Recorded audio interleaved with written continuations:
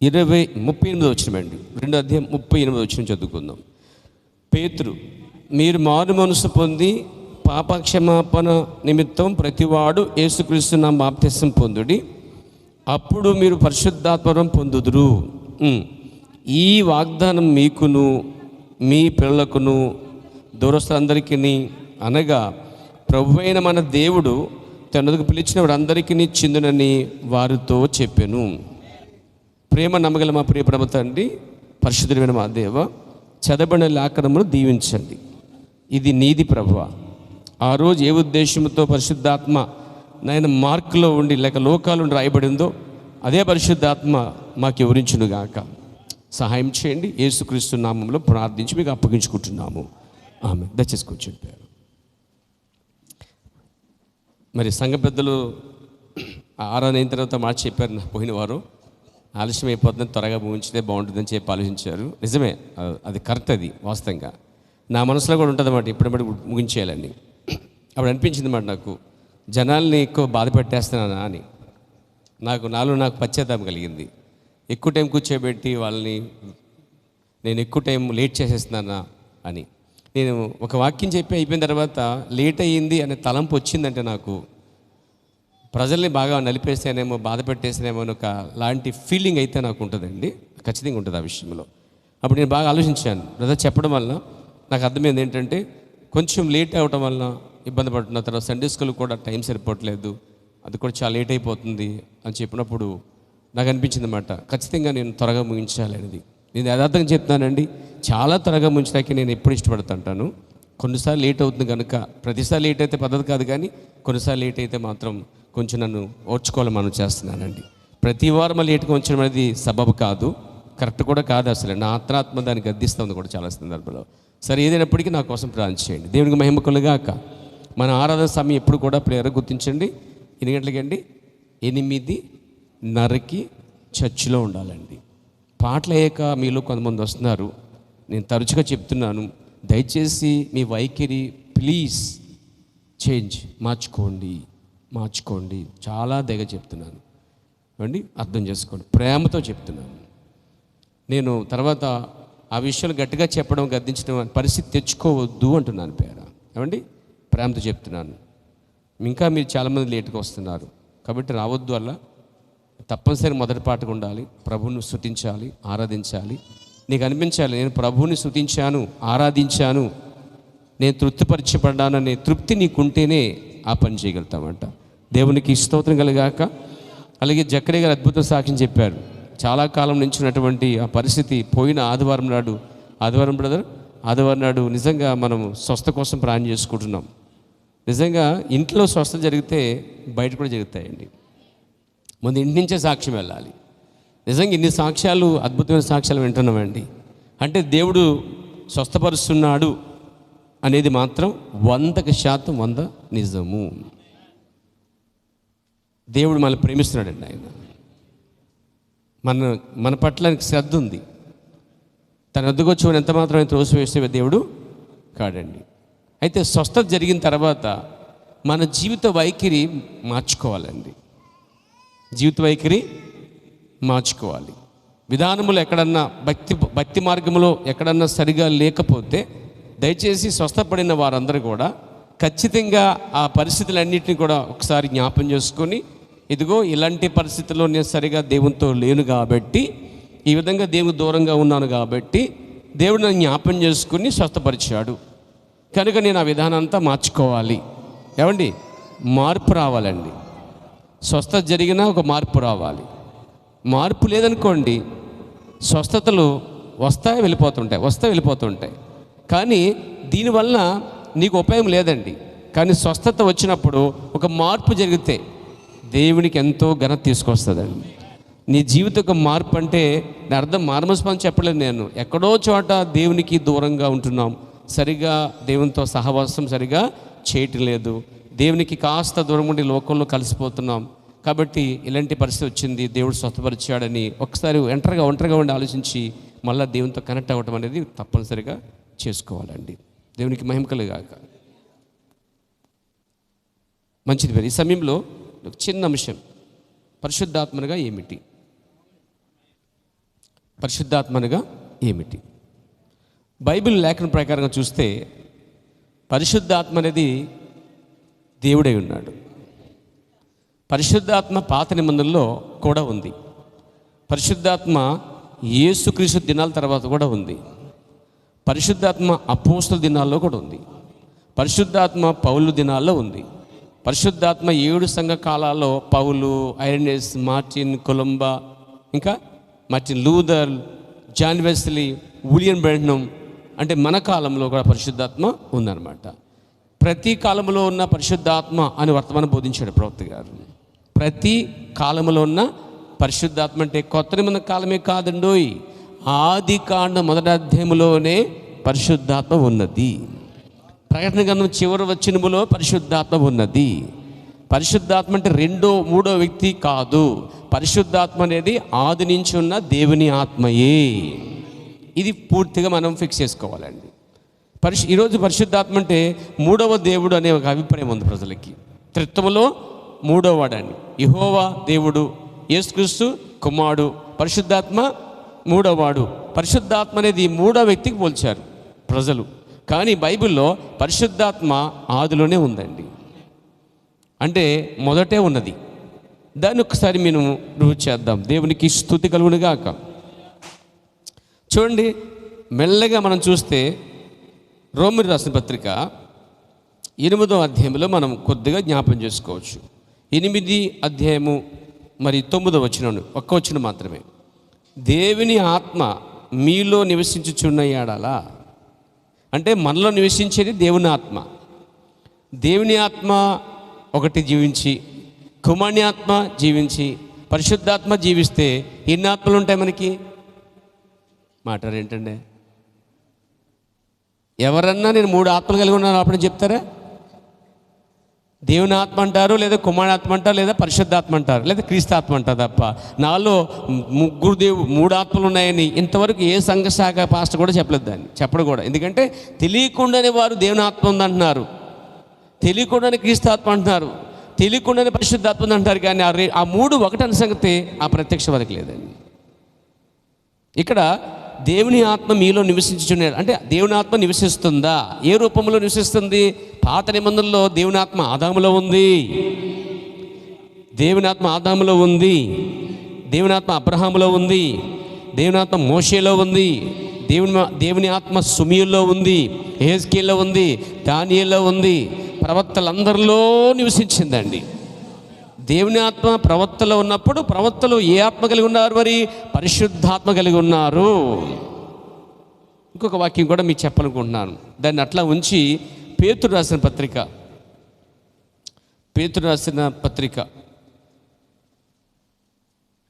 2వ పత్రిక 1వ అధ్యాయము 21వ వచనం మాత్రమే చదువుదాం. ఏలనగా ప్రవచనం ఎప్పుడూను మనిషినిచ్చిన బట్టి కలుగుదు కానీ, గమనించండి, మనుషులు పరిశుద్ధాత్మ వలన ప్రేరేపింపబడిన వారే, మనుషులు పరిశుద్ధాత్మ వలన ప్రేరేపించబడిన వారే పలికిరి. మరి మోషే వాక్యాన్ని పలుకుతున్నాడు, తెలుసా? వాక్యాన్ని పలుకుతున్నాడు. ఆయన ఎలా పలుకుతున్నాడంటే నా వంటి ఒక ప్రవక్త వస్తాడు అని పలుకుతున్నాడు.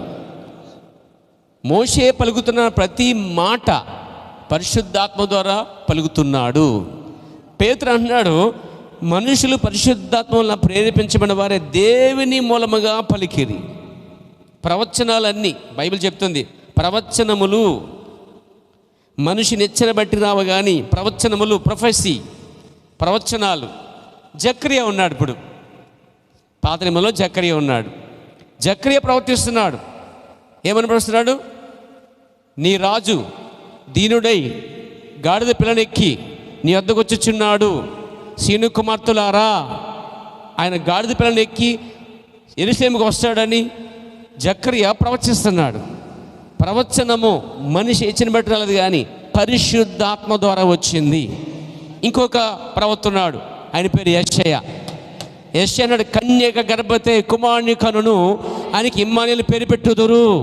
ప్రొఫెసీ ప్రవచిస్తున్నాడండి ఆయన. ఇప్పుడు చెప్పండి, యెషయాలో ఉన్నది ఎవరు? మోషేలో ఉన్నది ఎవరు? జకరీలో ఉన్నది ఎవరు? యెహోవా కాదు, పరిశుద్ధాత్మయే. అంటే యెహోవాయే పరిశుద్ధాత్మయ్య ఉన్నది. అలా కాని ఎడల మోషేలో ఉన్నది యెహోవా ఆత్మ అయితే, ఇక్కడ మనుషులు ప్రవచనం పలికేటప్పుడు పరిశుద్ధాత్మ ద్వారా పలికారు అని పేతురు ఎందుకు అంటున్నాడు? చాలామంది దృష్టిలో పరిశుద్ధాత్మ మూడో వ్యక్తి, యెహోవా మొదటి వ్యక్తి. యెహోవా ఆత్మ దేవుని ఆత్మ. ఇప్పుడు దేవుని ఆత్మ మోషేలో ఉంది అని బైబిల్ చెప్తుంది. దేవుని ఆత్మ ప్రవక్తలో ఉంది.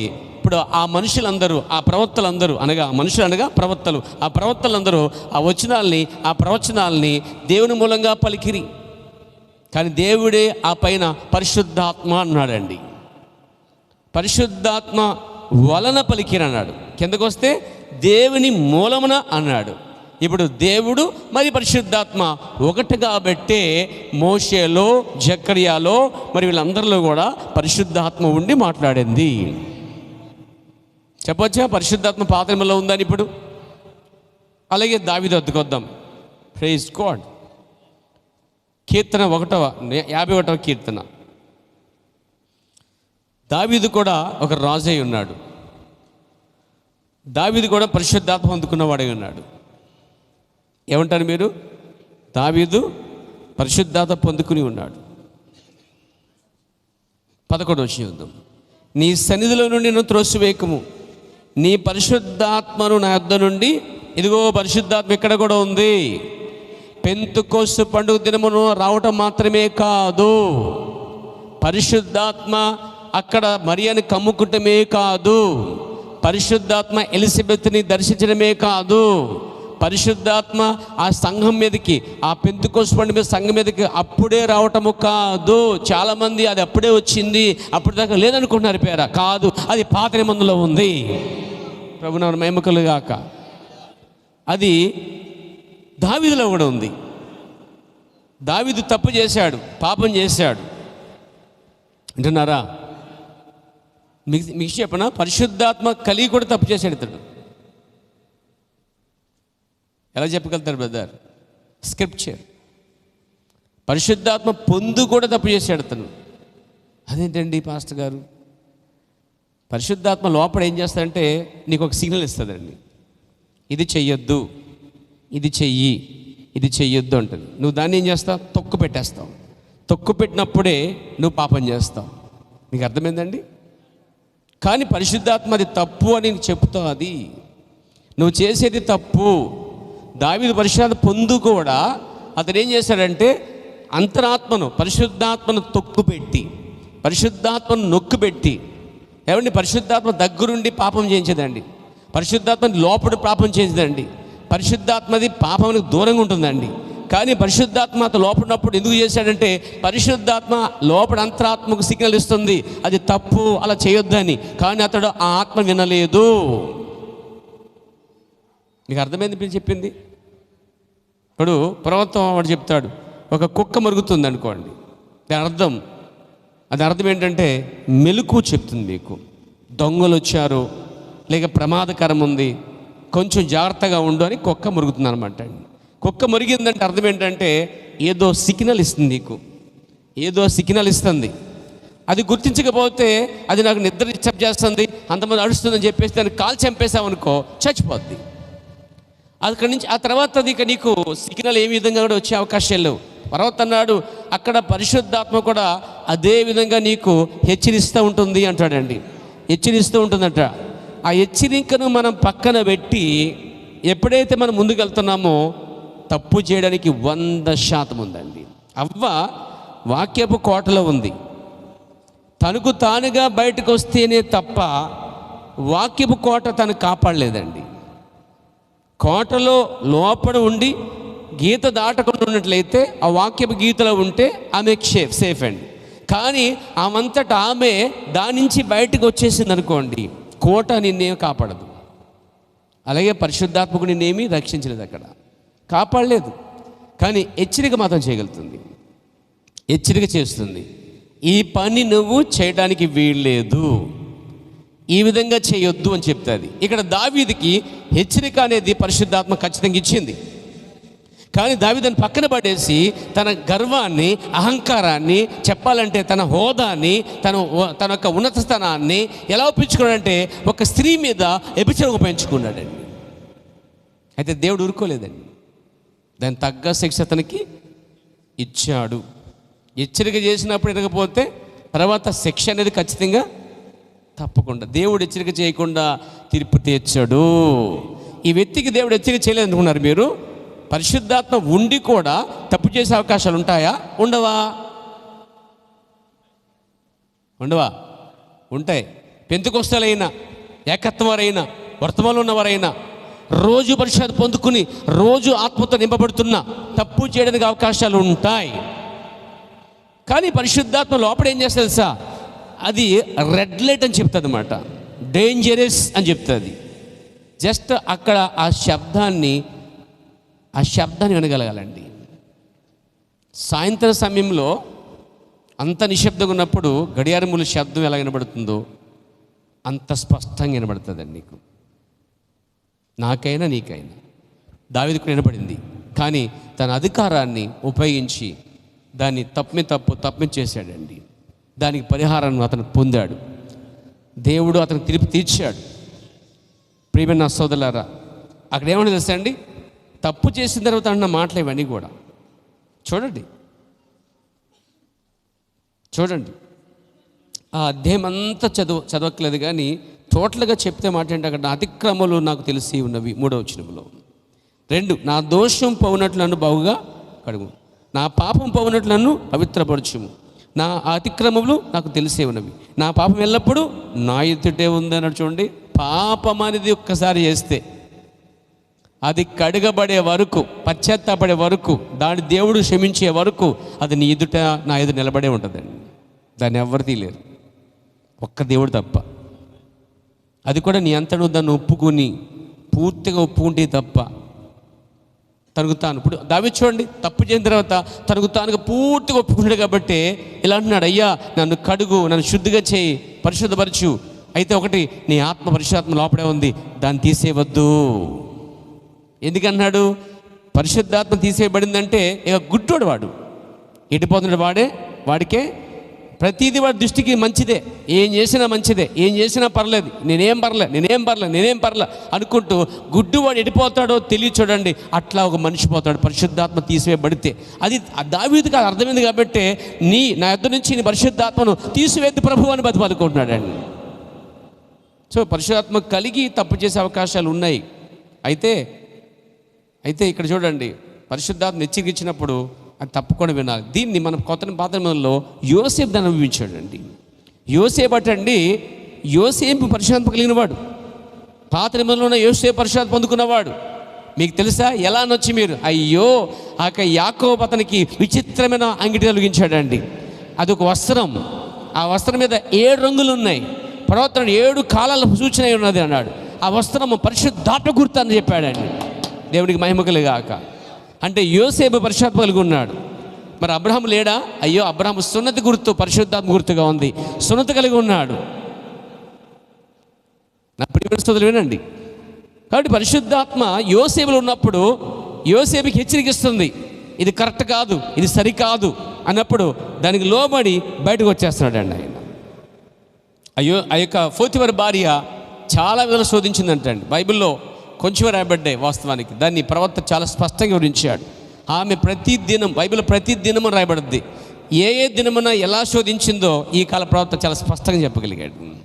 ఒకసారి పెర్ఫ్యూమ్ వేసుకొచ్చిందంట, వాసన పడిపోతాడేమని.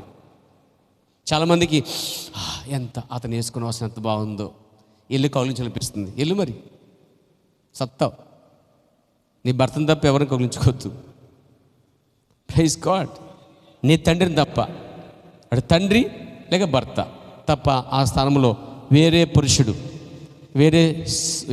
వేరే వాడు ప్రవేశించకూడదు.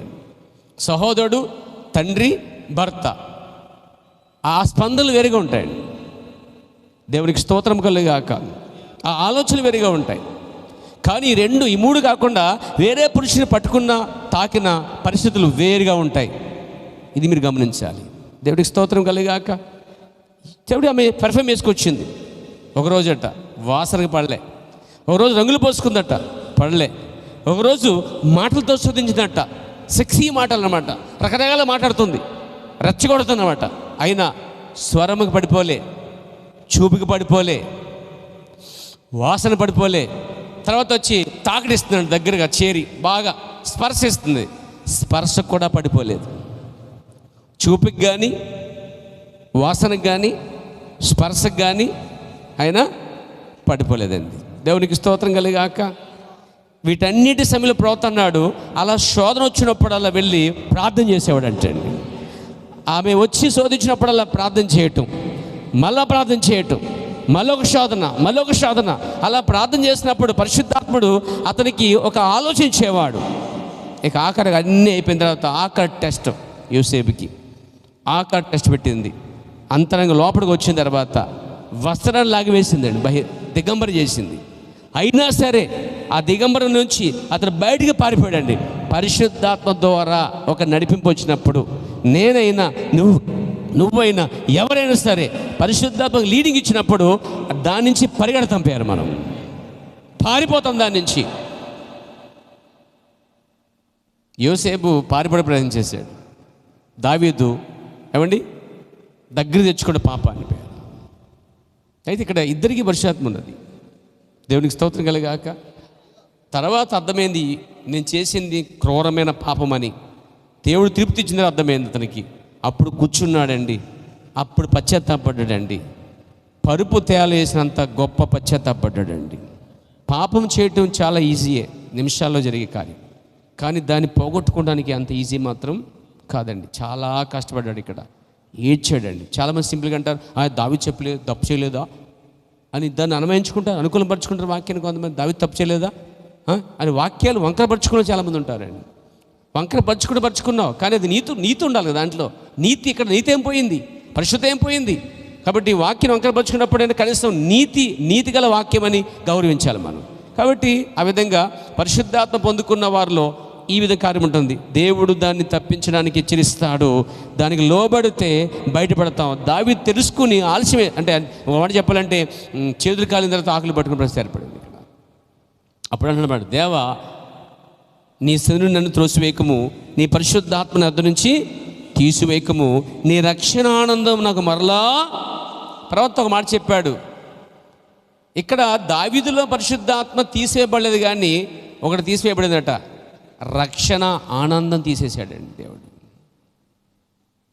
పరిశుద్ధాత్మ పొందుకున్నప్పుడు పాపము చేయనివాడు. యాక్చువల్గా పరిశుద్ధాత్మ దగ్గర నేను పాపం చేయించేది ఎవరు కూడా, కానీ దాన్ని తొక్కుపట్టి వెళ్తే పాపం జరుగుతుంది. దానికి పరిణామాలు వేరుగా ఉంటాయి, దాని శిక్షలు వేరుగా ఉంటాయి. దాన్ని తట్టుకోలేవు మనం. అది దావీదు అనుభవం చెప్తున్న కార్యం అది. అయితే పాపం చేసిన మరుక్షణం పరిశుద్ధత పోలేదు, కానీ అక్కడ ఉన్న రక్షణ ఆనందం పోగొట్టేసుకున్నాడండి. చాలామంది సంఘాల్లో పరిశుద్ధాత్మ ముందు, కానీ రక్షణ ఆనందం అయితే లేదండి. రక్షణ ఆనందం అనేది అది అంతరంగంలో కేకలు వేసేది, దేవుని స్తుతించేది, ఘనపరిచేది, ఎల్లప్పుడూ హృదయం ఆనందించేది దేవుని బట్టి, హృదయం సంతోషించే దేవుని బట్టి. ఆ ఆనందం, ఆ సంతోషం ఆత్మీయంగా చాలా స్ట్రాంగ్గా ఉంటుంది పేరు. అది కూడా పైకి చూపించే ఆనందం కానీ అది వేరు, కానీ లోపల నుంచి ఆత్మ వేరుగా ఉంటుంది పేరు ఆనందం అండి. అట్టి ఆనందాన్ని కోరుకుంటున్నాడు. రక్షణ ఆనందం మరలా నాకు దయచే, నాకు సంతోషం లేదు, పాపం అయితే చేశాను కానీ అనుభవించాను, కానీ ఇదిగో అక్కడి నుంచి నాకు రక్షణ ఆనందము లేదు. చచ్చినట్టు అయిపోయాను, చచ్చిన కుక్కలు అయిపోయాను. ఏదో ఉన్నాను తప్ప, బతుకుతున్నాను తప్ప, నా ముందు నా పాపాన్ని కడిగి ప్రభువా, శుద్ధి చేయ ప్రభువా, హిమమని తెల్లగా చేయ ప్రభువా, మొత్తం అన్ని లైన్గా ఒప్పుకుంటున్నాడు ఆయన. నేను చేసిన పాపం ఎల్లప్పుడూ ఎదుటే ఉంది, అది నాకు ముందు కనిపిస్తుంది. పాపం చీకట్ల కళ్ళ ముందు నాట్యమడతా ఉంది. నేను దాన్ని తప్పించుకోలేను ప్రభువా, నేను దీన్ని భరించలేను, ఈ సంతోషం లేదు. ఇప్పుడు పాపం చేసిన తర్వాత రక్షణ ఎట్లా వస్తుందండి? అసాధ్యం అది. అందుకే రక్షణాంద కొరకు మరి పెట్టుకుని పెట్టాడండి. దేవునికి స్తోత్రం కలిగాక. సో కాబట్టి పరిశుద్ధాత్మ పాత నిబంధనలో ఉంది, ప్రవక్తలో ఉంది. ప్రతి ప్రవచనము దావీదు పరిశుద్ధాత్మ కలిగిన వాడే. నా దేవా నన్ను ఎలా చేయి విడిచిదువని అతను ప్రవచించలేదా? సంసోను ఎత్తుకొద్దాం. సంసోను పరిశుద్ధాత్మ పొందుకున్నాడు, దేవునితో కలిగి ఉన్నాడు. చాలా బలహీనుడు, చాలా సన్నటి మనిషి. అయినా పరిశుద్ధాత్మ వచ్చినప్పుడు సింహాన్ని గెలిచగలిగాడు, ఏదైనా చంపగలిగాడు, 1000 మంది చంపగలిగాడు. ప్రియమైన సోదరులారా, పరిశుద్ధాత్మ ఉన్నప్పుడు అన్ని జయించాడు. కానీ ఎప్పుడు పరిశుద్ధత పోయిందో అప్పుడు ఓడిపోయాడండి. సో పరిశుద్ధత పోయిన తర్వాత అతడు భార్యను విడిచిపెట్టాడు, వేరే భార్యను పిలుచుకున్నాడు, వ్యభిచారం చేస్తున్నాడు, మెల్లగా వేశ్య దగ్గరికి పోయాడండి. పరిశుద్ధాత్మ పొందుకున్నాడు, వేశ్య దగ్గరికి వెళ్ళిపోతున్నాడండి. కానీ పరిశుద్ధాత్మ నీతిని గురించి, పాపము గురించి ఒప్పింపచేయననే మాట చదివారా బైబిల్లో? చూడండి, యోహాను సువార్త. దేవునికి స్తోత్రం కలుగాక. యోహాను సువార్త అండి. Praise the lord. 16వ అధ్యాయము 12వ వచనం చదువుదాం. క్షమించండి, 1 సెకండ్. 11వ వచనం, 16వ అధ్యాయం 11వ వచనం అండి.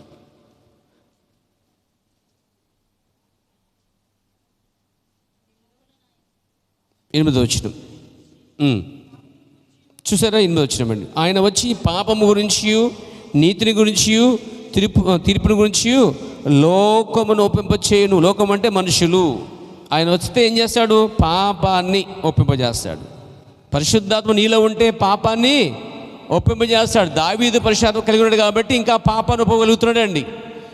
ఒకవేళ అతను పరిశుద్ధాత్మ లేకపోతే పాపాన్ని ఒప్పుకోడు. వాత వేయబడితే ఏమి చేయలేమండి మనిషిని. అంటాం కదా, వీడికి వాత వేయబడిందండి, ఇది మనస్సాక్షి లేదండి, మనస్సాక్షి చచ్చిపోయింది అంటాం చూసారా?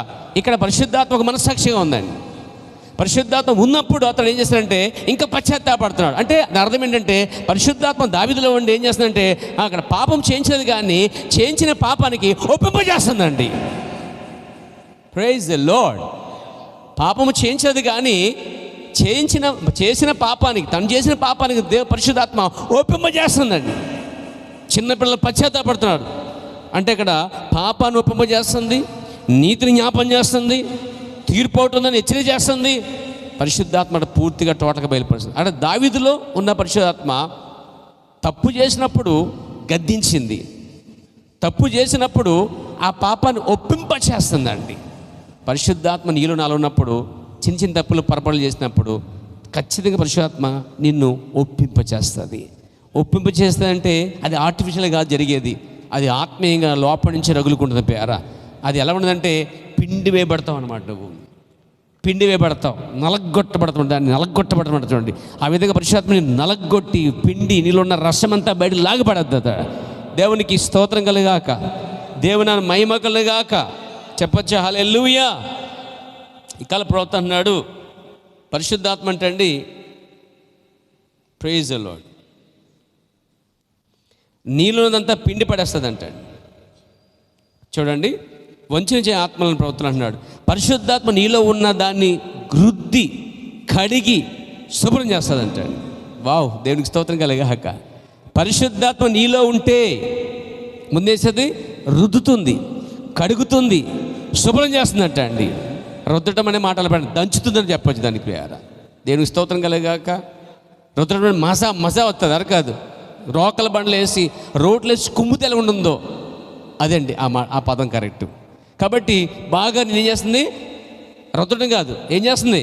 నిన్ను దంచుతుందండి, అది నలగొడుతుందని చెప్పవచ్చు. తర్వాత ఏం చేస్తుందంటే కడుగుతుందట, కడుగుతుంది, శుభ్రం చేస్తుందట అండి. ఇది దావీదుకి అదే జరిగిందండి. కానీ యోసేపుకి ముందే హెచ్చరిక ఇచ్చింది కాబట్టి పరిశుద్ధాత్మ, వస్త్రం తీసేసిన దిగంబరిగా అయిపోయినాను బయటకు పారిపోయాడంటే అర్థం పరిశుద్ధాత్మతో నడిపించబడుతున్న వ్యక్తి అలాగే ఉంటాడు పేర. ఎవరైనా సరే అలా ఉంటారండి. కాబట్టి పరిశుద్ధాత్మ నీళ్ళకి వచ్చినప్పుడు ముందు నీ పాపాలన్నీ ఒప్పింపచేస్తుంది. అది మొదటే కాదు, తర్వాత చేసినా కూడా ఒప్పింపచేస్తుంది. దేవుని నామమున మహిమ కలుగుగాక, స్తుతి కలుగునుగాక. కాబట్టి పాత నిబంధనలో ప్రవక్తలందరూ పరిశుద్ధాత్మ కలిగి ఉన్నారండి. అబ్రహాము పరిశుద్ధాత్మ కలిగి ఉన్నాడు. దేవునికి స్తోత్రం కలుగునుగాక. చెప్పొచ్చా హల్లెలూయా. అబ్రహాం యొక్క విశ్వాసమును స్థిరపరచుటకు గుర్తుగా దేవుడు అబ్రహామునకు సున్నతి గుర్తిచ్చాను. పరిశుద్ధాత్మగా ఏమిటి? పరిశుద్ధాత్మ ఎందుకొరకు ఇచ్చిందంటే పరిశుద్ధాత్మ ఒక సున్నతి గుర్తుగా పాత నిబంధనలో అక్కడ ఇశ్రాయేలు పొందుకోగలిగారండి.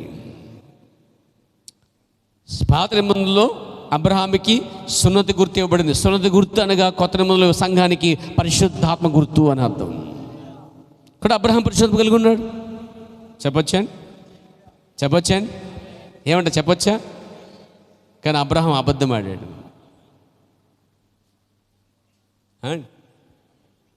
అలా కానీ దాన్ని పశ్చాత్తపడ్డాడు. అలాగే కొత్త నిబంధనలో పేతురు పరిశుద్ధం పొందుకున్నాడు. ఏమంటారు? పెంతెకొస్తు దినం పరిశుద్ధం పొందుకున్న తర్వాత కూడా మీకు తెలుసండి, అతడు ఒక చోటికి వెళ్ళాడు లేదా?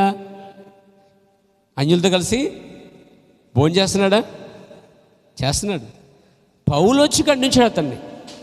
నువ్వు చేసి బుద్ధి లేదా నీకు? ఏం చేస్తున్నావు నువ్వు అన్నాడు.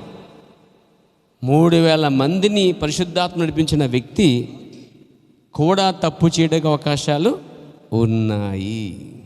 మన ప్రవర్తన బెనహెత్తుకు వద్దాం. ఇప్పుడు మనం ఆయన ప్రవర్త అయి ఉన్నాడు, పరిశుద్ధాత్మ కలిగి ఉన్నాడు, కాదని మీరు చెప్పలేరు. కానీ ఆయన చాలా సందర్భాల్లో కూడా ఒప్పుకునేది ఏంటంటే, నేను ఒక భయంకరమైన పాపిని, ఘోర పాపిని, కృప ద్వారా రక్షించబడిన పాపిని. చిన్న అబద్ధం భార్య తాడించాడండి ఆయన. చాలామంది అంటారు, విగ్రహాలు నేను పెట్టుకోనండి, కావాలంటే మీరు పెట్టుకోండి. కొంతమంది మహాపరుషులు ఉంటారండి, వీళ్ళు మంగళసూత్రం కట్టరు కానీ కట్టిస్తారు దగ్గర ఉండండి అంటే మేము చేయకూడదండి, మీరు చేయొచ్చండి. మంగళసూత్రం కట్టించారండి వీళ్ళు, అక్కడికి వచ్చేసరికి ఏమవుతారంటే అది మా పని కాదు, మేము చేయమండి అంటారు. దగ్గరుండి మాత్రం చేయింతారు పెళ్ళిళ్ళు. అర్థమే తెలుసా? నువ్వే ఆ పని చేస్తున్నావు.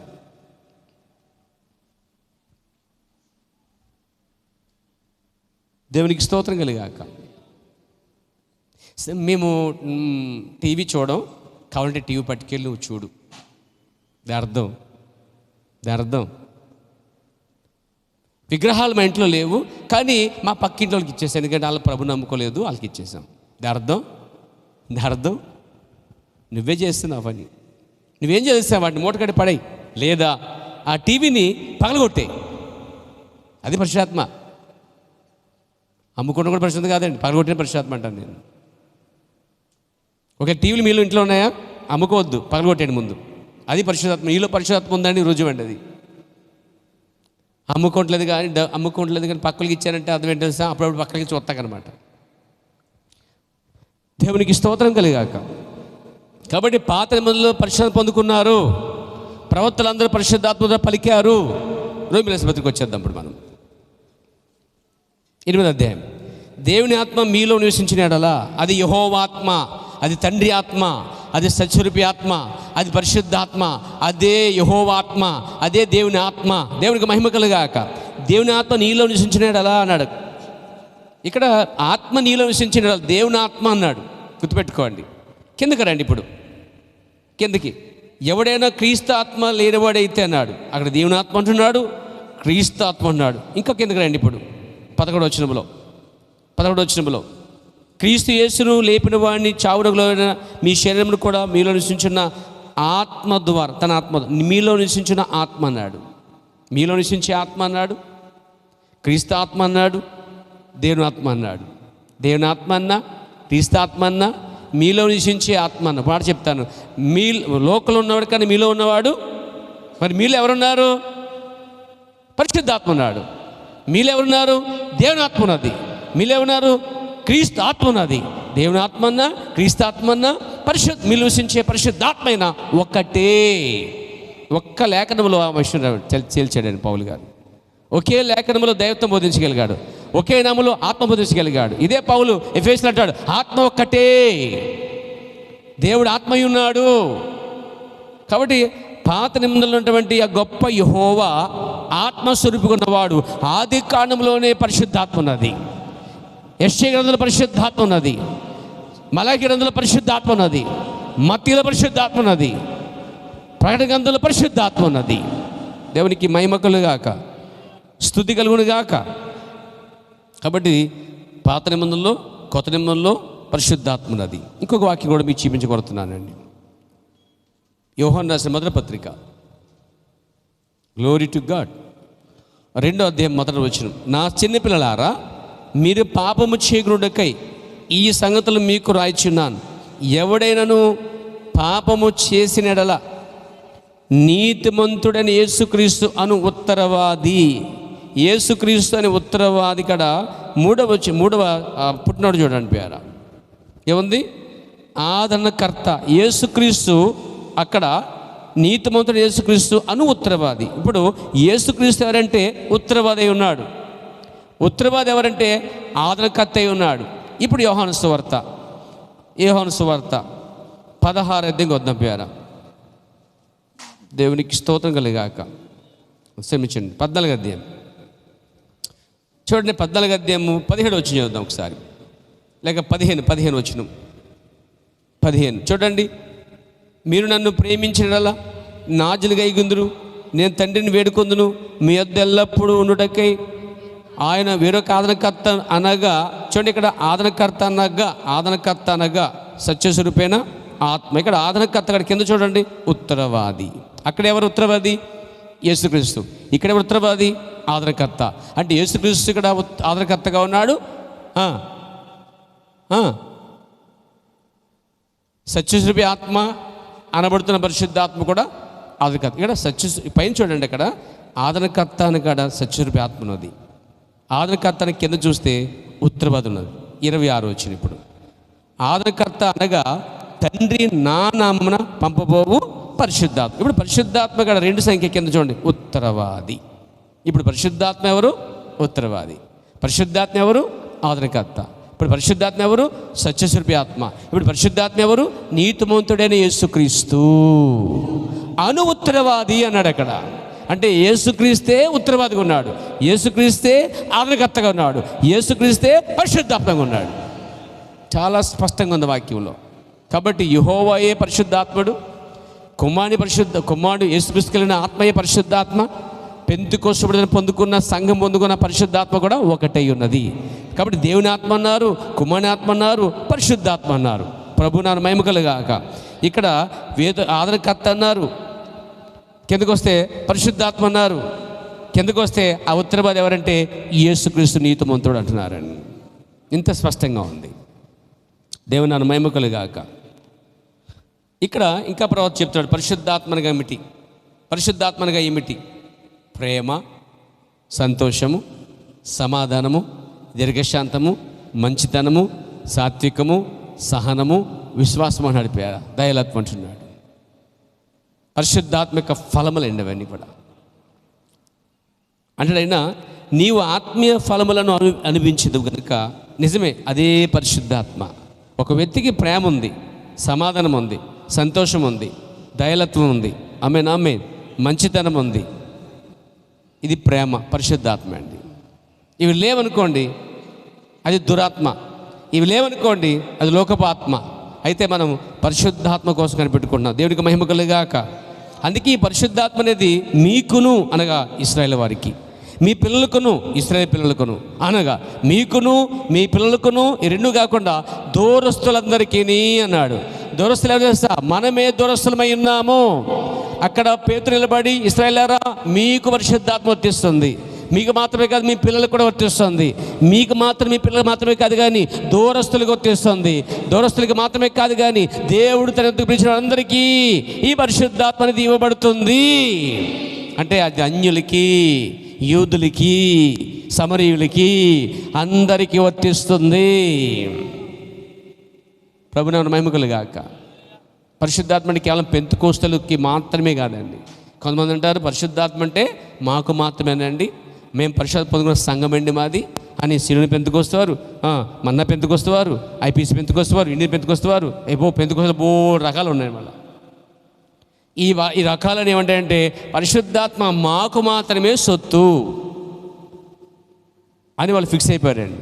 కానీ ఈ పరిశుద్ధాత్మ అనే వాగ్దానం పెంతెకోస్తలకు మాత్రమే కాదండి, యూదులకు మాత్రమే కాదు, వారి పిల్లకి మాత్రమే కాదు, దూరస్తులందరికీ వర్తిస్తుంది. ఇంకా చెప్పాడు దూరంగా అనే అన్యుడికి మాత్రమే కాదు, అన్యులకు కాని ఇతరులు చాలామంది ఉంటారు, దేవుని వద్దకు వచ్చిన వారందరికీ అది వర్తించును. ఎందుకు? పరిశుద్ధాత్మ నీతిని గురించి, పాపం గురించి, లోకం గురించి ఒప్పింపు చేసే గుణం ఉంది. పరిశుద్ధాత్మ నిన్ను సరైన మార్గం నడిపించే మార్గమైనది. పరిశుద్ధాత్మ నీకు దీపం పట్టుకున్న, డ్యూటీలు పోలిన, కన్నీకులు నడిపించిన దేవమలే పనిచేస్తుందండి. దేవుని నామన మహిమ గాక. అంటాడు ఆయన, ఇశ్రాయేలు మరియు సంఘం అనే దాంట్లో ప్రవక్త అంటాడు, బయటికి వెళ్ళిన ఆ యొక్క 10 మంది కన్యకులు గమనించండి. వింటున్నారా? వారందరూ కూడా కన్యకులు. వారిలో 5 బుద్ధి లేని వారు, 5 బుద్ధి గలవారు. బుద్ధి గలవారు డ్యూటీలో నూనె తీసుకుని ఉన్నారు. నూనె అనగా ఏమిటి? పరిశుద్ధాత్మ. అది నిజమే, వారందరూ కూడా కన్యకులే, మంచిగా మరి పరిశుభ్రమైన జీవితాలు జీవిస్తున్నారు. కానీ అక్కడ నూనె అనగా పరిశుద్ధాత్మ గుర్తు అంటాడండి. ప్రభునామ మహిమ కలుగాక, స్తుతి కలుగునుగాక. అంటే పరిశుద్ధాత్మ దీపం వల్లే పనిచేస్తుందండి. పరిశుద్ధాత్మ దీపం వల్లే పనిచేస్తుంది. అంటే దాని అర్థము, నువ్వు వెళుతున్న గాఢంధకారంలో దీపం ఎంత ముఖ్యమో పరిశుద్ధాత్మ కూడా అంతే ముఖ్యము. కాబట్టే మారు మనసు పొందండి అన్నాడు. సరిపోదు. పాప క్షమాపణ యేసు బాప్తిస్మం పొందండి, సరిపోదు. పరిశుద్ధాత్మ పొందండి, అప్పుడు మీకు పరిశుద్ధాత్మ వరబడుతుందని చెప్పాడండి. మారు మనసు పొందే బాధ్యత నీదే. యేసుక్రీస్తు బాప్తిస్మం పొందే బాధ్యత కూడా నీదే. కానీ మూడోది నీ పని కాదు, అది మూడోది దేవుని పని. మారు మనసు పొందగలవు. ప్రవర్తన మారు మనసు అంట ఎలా ఉండదంటే, కుక్క మెడ కింద గుడ్డు పెట్టితే వేడికి కూడా పెళ్ళొస్తుందంట. అర్థం, మారు మనసు ఏ సంఘంలో ఉన్నా పొందవచ్చు అంటండి. బాప్టిస్ట్లో, మెథడిస్ట్లో ఎక్కడున్నా పొందవచ్చు. మారు మనసు అనేది ఒక డెలివరీ పెయిన్స్ అనమాట, బర్త్ పెయిన్స్ అనమాట. ఎక్కడన్నా కారులో కనేయచ్చు, విమానంలో కనేయవచ్చు, సభల్లో కనేయవచ్చు. అర్థం ఏంటి తెలుసా? మారు మనసు అనగా ఒక జన్మ అన్నాడండి. అది ఎప్పుడైనా, ఎక్కడైనా, ఏ కుటుంబంలో అయినా, ఎవరు చెప్పినా, అది ఏ సంఘ శాఖలో ఉన్నా పొందవచ్చు. కానీ బాప్తిస్మం ఉందే, అది మాత్రం ఒకే ఒక్క సంఘం ఇస్తుంది. అది అపోస్తలుల సంఘము. యేసుక్రీస్తు నామములో బాప్తిస్మం అనేది, అది మాత్రం పొందాలి. ఈ 2 మనిషే చేయాలండి, వాక్యం విన్న తర్వాత. మూడోది పరిశుద్ధాత్మతో నింపువాడు దేవుడై ఉన్నాడండి. దేవుడు నిన్ను ముద్రించాలట. ఆయన ముద్రించాడు. సంఘకాపరికి ఆ స్టాంప్ ఇవ్వలేదని ముద్ర. ఆయన ఏం చేస్తాడు? ఆ కుటుంబానికి నచ్చినందరికి వేసేసుకుంటాడు స్టాంప్ అండి. పరిశుద్ధాత్మ ముద్ర అండి. ముద్ర పొందినవారు శుద్ధులేట ఖర్జూర మొక్కలు పట్టుకొని దేవుని కలుసుకోబోతున్నారండి వాళ్ళు. అంటే ఇప్పుడు ఈ ముద్రించే పని ఎవరు తెలుసా? పాస్టర్ది కాదండి, ప్రవక్తది కూడా కాదండి, కేవలం దేవుడే ముద్రిస్తాడు. కాబట్టి అందుకే ఆయన నచ్చాలి మనం. చాలామంది కాపరికి నచ్చుడికి బచ్చేస్తూ ఉంటారండి. కాపరికి భయపడి చర్చకు వస్తూ ఉంటారు. అమ్మో ఏమనుకుంటారు, లేటుగా వచ్చి. కాపరికి భయపడి ఏంటి చేయటం వ్యక్తి ఏంటి? కాపరికి భయపడి చర్చ రావటం ఏంటి? నువ్వు మనసు పూర్తిగా మార్చుకోవాలి. ఈ విషయంలో మనసు పొందాలి ఖచ్చితంగా. కాపరి చూసి రాకూడదు, కాపరి చూసి బచ్చేయకూడదు, కాపరి కనబడినట్టుగా ఎన్నడూ నటించకూడదు. నువ్వు ఖచ్చితంగా జీవించవలసింది దేవుని ఎదుటే. కొన్నిసార్లు కాపరి కూడా గుడ్డివాడే, కానీ పరిశుద్ధాత్మ గుడిది కాదు, కానీ పరిశుద్ధాత్మ పూర్తిగా బయలుపరుస్తుంది. కాబట్టి నా ప్రియమైన సోదరులారా, వింటున్నారా? నేను ముద్రించేది, నీకు మారుమనసు వస్తుంది, అది నీ పని. ఓకే, బాప్తిస్మం సంకాపర పని. ఓకేనా? అంతనే తెలియదు ములిగేస్తారు దానికి. తెలియదు బాప్తిస్మం అంటారా? ఇచ్చేడు ఒకడు కావాలి, ఆయన ఇచ్చేదేంటి అని ములిగేసి అనుకోండి నువ్వు. మరి నపుంసకుడు ఆ పని చేయలేకపోయాడు. నపుంసకుడికి పిలుపు బాప్తిమిచ్చాడు. అసలు యేసుప్రభు సాక్షాత్తం, యేసుప్రభు కూడా ములగలేదు, కానీ యేసుప్రభుని ముంచడం ఒకడు ఉన్నాడు అక్కడ. ఆ క్రమం అనేది చాలా గొప్పది. ఆ ద్రాక్షారసం రొట్టె రసం, ఆయన 30 మనసు మంది అని ఆ పక్కెళ్ళి రొట్టె పిచ్చుకుంటూ దర్శనం తాగేసాం అనుకోండి. దాన్ని అంతా క్రమ పద్ధతిలో ఉన్నాయి. దాన్ని చేయటకు సంఘం ఉంటుంది, ఒక క్రమం ఉంటుంది, దానికి ఒక కాపరు ఉంటాడు. తలా తోకలేని సంఘం కాదు, సంఘానికి చిన్నగా తోక తల ఉంటుంది, ఒక అర్థం ఉంటుంది, అంత క్రమం ఉంటుంది. అదంతా క్రమ పద్ధతిలో చేయవలసి ఉన్నది. చాలామంది ప్రభుత్వం ఇచ్చేది ఏంటి చెప్పి బయటకు వెళ్తే తాగేశారండి 3 తెలుసా? దాంట్లో 2 పిచ్చోళ్ళు, ఒకటి చనిపోయాడు అంటారు. కాబట్టి ఆటలాడరాదు. Praise the lord. దేవుని ఎదుటే మనం యథార్థంగా నిలబడి ఉండాలి. ప్రభు నాన్న మహిమ కలుగునుగాక, స్తుతి కలుగునుగాక. అందుకే పేతురు అంటాడు, మారుమనసు పొందండి, యేసు బాప్తిస్మం పొందండి, పరిశుద్ధాత్మ వరం దేవుడు ఇస్తాడన్నాడండి. ఈ రెండింటి తర్వాత పరిశుద్ధాత్మ దేవుడు ఎప్పుడు తెలుసా, నువ్వు బాగా కడగబడి శుద్ధి చేసినప్పుడు నిన్ను చూసే దేవుడు నిన్ను నింపాలి. ఇక్కడ పరిశుద్ధాత్మ నీలోకి వచ్చిందనుకోండి, అది మళ్ళీ వెళ్ళిపోకుండా ఉండడానికి ప్రయత్నం చేయాలి. ప్రవక్త మాట చెప్పాడు, తప్పు చేసినప్పుడల్లా పరిశుద్ధాత్మ పోయి ఆ చెట్టు మీద ఉంటుందని చెప్పాడండి. మళ్ళా తప్పు సరి చేసుకుంటే కానీ ప్రవర్తన అటు నుంచి వెళ్ళిపోదట, నెవర్ పోదట. వెయిట్ చేస్తుందంట అండి. ఇప్పుడు పావురపు గూట్లో పాము వచ్చింది అనుకోండి, పావురం బెంబేలెత్తిపోయి బయటికి పోద్దండి. బయట నుంచి వస్తుంది అప్పుడు పావురం ఎప్పుడు వెళ్ళిపోతుంది, ఆ గూట్లో ఉన్న పాము ఎప్పుడు పోతుందో చూస్తుంది. ఆ పాము పోయిన తర్వాత మళ్ళీ తిరిగి పావురము గూట్లోకి వస్తుందండి. అలాగనే పరిశుద్ధాత్మ ఉన్నది. దేవునికి స్తోత్రం కలిగాక. నువ్వు సరి చేసుకుంటానికి టైం ఇస్తుందండి. అది చాలా వెయిట్ చేస్తుంది, ఎదురు చూస్తుంది. నువ్వు సరి చేసుకున్నావు అనుకోండి, మళ్ళీ అది రెక్కలు చేర్చి ఎగురుకుంటూ మళ్ళీ నీ లోపలికి వచ్చేస్తుందండి. అది అంటే ఎంత ప్రేమిస్తున్నాడు చూడండి ఆయన మళ్ళీ. ఎందుకు పరిశుద్ధాత్మ తెలుసా? పరిశుద్ధాత్మ ఎవరు కాదు, దేవుని ఆత్మయే. పరిశుద్ధాత్మ ఎవరు కాదు, యేసుక్రీస్తు ఆత్మయే. పరిశుద్ధాత్మ కాదు, ఆ పరిశుద్ధాత్మ కొత్త నిబంధనలో ఉన్న పరిశుద్ధాత్మయే, పాత నిబంధనలో ఉన్న పరిశుద్ధాత్మ. దావీదులో, ప్రవక్తలో, మోషేలో, ప్రవక్తలందరూ ఉన్న పరిశుద్ధాత్మయే. అపోస్తలుల పౌలులోను, మార్టిన్ లూథర్లోను, వెస్లీలోను, విలియం మెర్రిలో పరిశుద్ధాత్మయే ఇప్పుడు నీలో నాలో ఉంది. ప్రియారా, లోకంలో ఉన్నాడు కంటే మీలో ఉన్నవాడు ఉన్నాడు, కానీ కాపాడుకోవాల్సిన బాధ్యత మందండి. పరిశుద్ధాత్మ నీలోనే ఉందండి. కానీ పరిశుద్ధాత్మతో దేవుడు ముద్రించగలిగితే ఆమేన్. ఎఫెస్ గ్రంథం చూస్తే, ఎఫెస్ పత్రిక మనం చూస్తే 4:30 అంటాడు ఆయన, నేను దేవుని నమ్ముచున్నాను, నేను యేసుక్రీస్తు నమ్ముచున్నాను అని నువ్వు చెప్పినప్పుడు ప్రవక్త అన్నాడు, దేవుడు నీకు గుర్తుగా, అనగా ఆయన నీ యొక్క విశ్వాసమునకు అంగీకరించి ఉన్నాడు అనే దానికి గుర్తుగా దేవునికి పరిశుద్ధాత్మ తెలియచ్చును అన్నాడండి. హలో వినండి, ఎఫెసు పత్రిక 4:30 ప్రకారంగా చూస్తుంటే ఏముందంటే, దేవుని పరిశుద్ధ దుఃఖపరచుకోడి, ఎందుకనగా మీరు విమోచన దినం వరకు ముద్రించబడ్డారన్నాడు. అంటే ముద్రించబడటం వేరు, పరిశుద్ధాత్మ తాకటం వేరు, నింపబడటం వేరు, ముద్రించబడటం వేరే అండి. తాకలు ఉన్నాయి, నింపబట్టాలు ఉన్నాయి, వెళ్ళిపోవటాలు ఉన్నాయి. ఆత్మ మళ్ళా పశ్చాత్తాపడితే దావీదు వల్ల మళ్ళీ రావటం జరిగింది. కానీ ఇక్కడ రావాల్సింది తెలుసు, అవన్నీ కాదు, కానీ ముద్రించబడటం కావాలి. ముద్రించబడటం ముఖ్యమండి. ఒక్కసారి ముద్రించబడితే ఇప్పుడు దాకా తెలిసేది విమోచన దినం వరకు. విమోచన దినం అంటే అర్థం తెలుసా? ఇప్పుడు ఒక దాన్ని నువ్వు కొనేసావు, పూర్తిగా వెల చెల్లించేసావు. Praise the lord. ప్రాక్టికల్గా మనం ఏం చేస్తాం, కొన్ని షాప్కి వెళ్ళినప్పుడు ఏదైనా కొంటాకి ముందుకెళ్ళాలనుకోండి, ఇది కొనేసి బాబా అక్కడ పక్కన పెట్టినాను మళ్ళీ వచ్చి తీసుకెళ్తానంటాం. నేనైనా మీరైనా అంటాం. ఈ బ్యాగో లేకపోతే ఈ కవరో లేకపోతే ఈ వస్తువో కొనేసావు, చెల్లించేసావు, ఇక్కడ ఉంచు, నేను మళ్ళీ వస్తాను అని చెప్పి ఎదరికి వెళ్ళి మళ్ళీ వచ్చి ఆ బ్యాగ్ని పట్టుకుని వెళ్ళిపోతాం అనమాట. ప్రాక్టికల్గా మనం చేస్తాం దాన్ని, కోన్సియస్గా మనం చేస్తూ ఉంటాం కార్యాలు. అందులో కూడా పాఠం ఉంది మనకి. అంటే దానికి వెల చెల్లించేసావు, కానీ ఇంకా విమోచన జరగలేదు. ఇంకొన్ని పనులు చూసుకుని వస్తావు. వచ్చిన తర్వాత అప్పుడు ఏం చేస్తావంటే, మిగతా వారిని విమోచించిన తర్వాత, నేను బెండకాయలు దొండకాయల కోసం మాట్లాడలేదండి, ఆత్మల కోసం మాట్లాడుతున్నాను. అర్థమైంది మీ అందరికీ. కానీ అందులో పాఠం ఉంది మనకి. నువ్వు తెచ్చే కందిపప్పు అయినా, నూనె అయినా, కూరగాయలైనా, టమాటాలైనా అక్కడక్కడ ఏరుకుని తీసుకొస్తావు. అంతకుముందు కొన్న వస్తువులు ఎక్కడో చోట పెడతావు.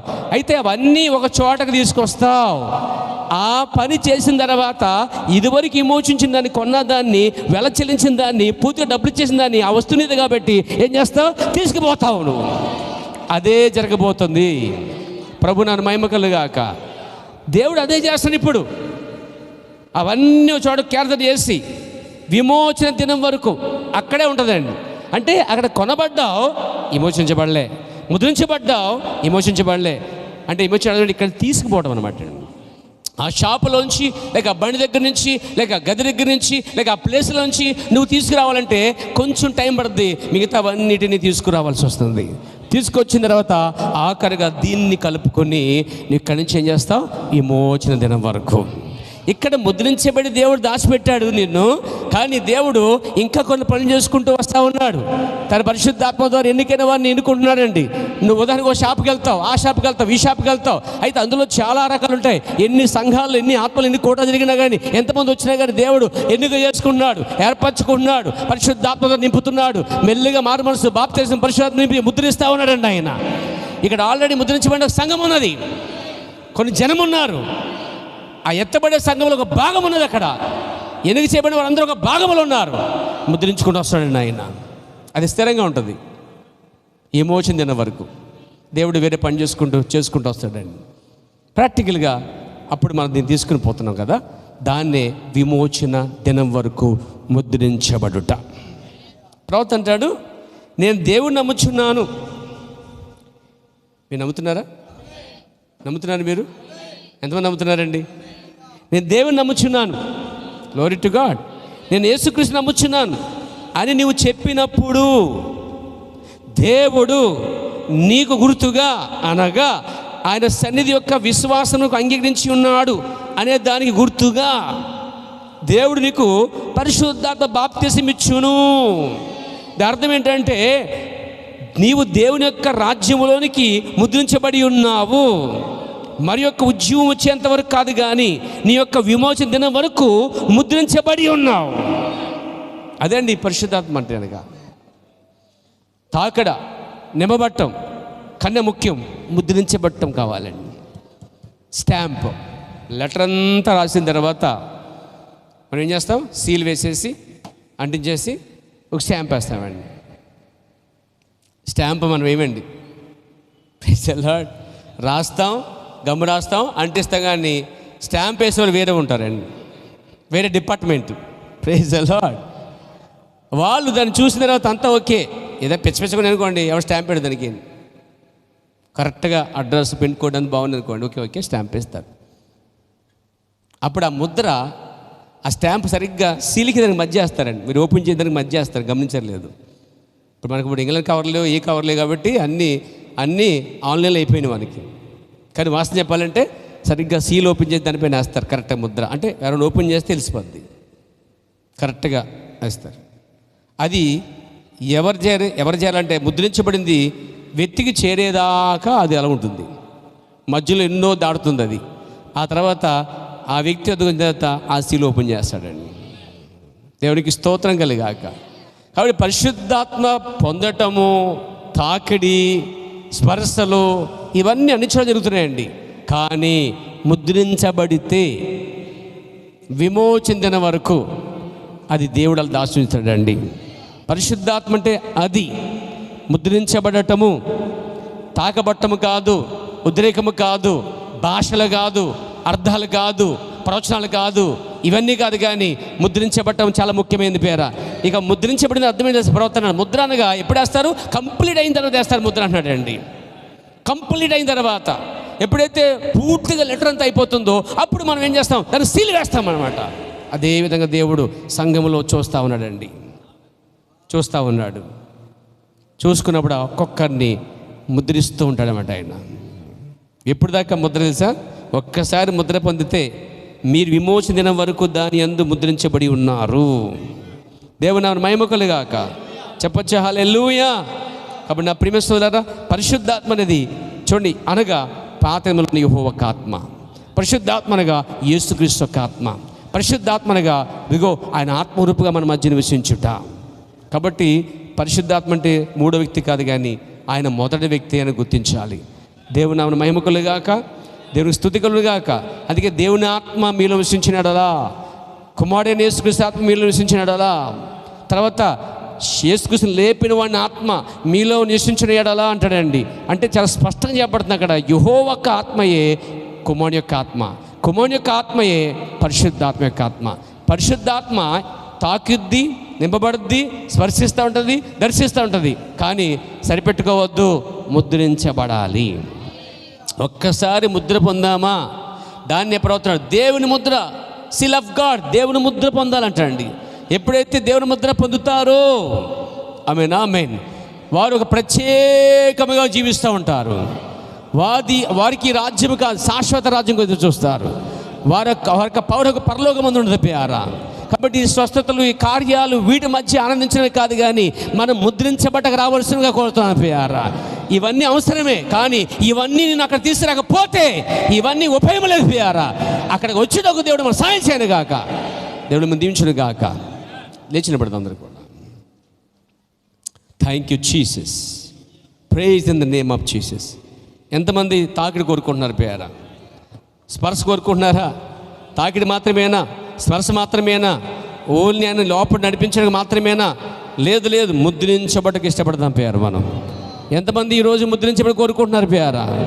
స్వస్థతలు, కార్యాలు, అద్భుతాలు ఇవన్నీ ఎక్కడ తీసుకురావాలి మనంటే చివరి పూర్తిగా పరిపూర్ణంగా లెటర్ అంతా రాయబడిన తర్వాత ఎలా ముద్రించబడతామో మనము, ఇవన్నీ పరీక్షలన్నీ అయిపోయిన తర్వాత ఆనందాలు, దుఃఖాలు, సంతోషాలు, బాధలు, పరీక్షలు, శోధనలు ఇవన్నీ అయిపోయిన తర్వాత దేవుడు పరిశుద్ధాత్మతో ముద్రిస్తున్నాడు. ముద్రించి పక్కన పెట్టాడు అంటే దాని అర్థము ఆయన వచ్చే వరకు దాన్ని కదపలేరు, దాని జోలికి రాలేరు, దాన్ని దొంగిలించలేరు. ఎందుకంటే ముద్ర సీల్ అయిపడింది. గవర్నమెంట్ సీల్ వేస్తే దాని జోలికి ఎవరు వెళ్ళరండి. మళ్ళీ గవర్నమెంట్ ఇప్పాలి దాన్ని. దానికన్నా ఉత్తమైన గవర్నమెంటు దేవుని పరలోక గవర్నమెంటు, దేవుని పరిశుద్ధాత్మని గవర్నమెంటు. ఒక్కసారి నీ పరిశోధించి ముద్రించగలిగితే ఇక నీ జోలికి సాతాను కూడా రాలేడు. ఏ మోసం నుంచి చేయలేదు, ఏ కార్యం ఆపలేదు. పరిశుద్ధాత్మ ముద్రించేటప్పుడు నిన్నెవరు మోసం చేయలేరు, మభ్య పెట్టలేరు, మరొక మోసపడే అవకాశాలు లేవు. పరిశుద్ధాత్మ నిన్ను విమోచన దినం వరకు ముద్రిస్తూ ఉంది. కాబట్టి పొందటము వెళ్ళిపోవడం కాదు, కానీ మళ్ళీ రమ్మని కోరుకోవడం కాదు, దావీదు వల్ల కోరుకోవడం కాదు, కానీ పరిశుద్ధాత్మతో ముద్రించబడి కోరుకుందాం. పరిశుద్ధాత్మతో ముద్రించి ప్రభువుని అడిగిదాం. మనము ముద్ర పొందిన వారు ధన్యులు, వారు ఖర్జూర మట్లు పట్టుకొని దేవునితో ఉండబోతున్నారు అని దానికోసం ఎదురు చూద్దాం. మనము ఉత్తమైన దానికి ఎదురు చూద్దామా? ఈ చిన్న చిన్న స్వస్థత కార్యాల దగ్గర ఆనందించడం కాదు, దయ్యాల పోతను ఆనందించడం కాదు, ఈ కార్లు, బంగ్లాలు వీటి బట్టి కాదు, కానీ డబ్బు మొబైల్ బట్టి కాదు, కానీ వీటన్నిటికంటే గొప్పది విమోచన దినం వరకు ముద్రించబడటం అనేది గొప్ప కార్యము. ఆ గోల్ యొద్దకు మనం పరిగెడదామా?